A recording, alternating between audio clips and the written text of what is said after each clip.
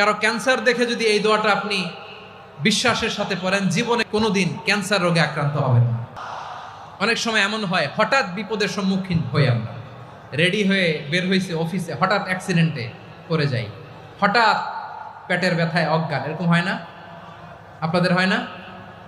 বিষ্ণু ইসলাম বলেন, আকস্মিক দুর্ঘটনার বিপদ থেকে যদি কেউ বাঁচতে চায়, সকাল সন্ধ্যা যেন প্রত্যেকে এই দোয়াটা পড়ে। সকালে যদি 3 বার পড়ে, সন্ধ্যা পর্যন্ত হঠাৎ হঠাৎ বিপদ থেকে সে রক্ষা পাবে।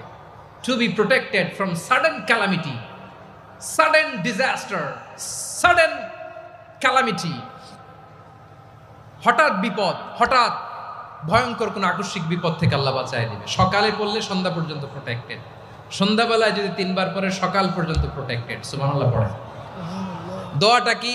দোয়াটা হচ্ছে বিসমিল্লাহিল্লাযী লা ইয়াদুররু মা ইসমিহি শাইউন ফিল আরদি ওয়ালা ফিস সামা।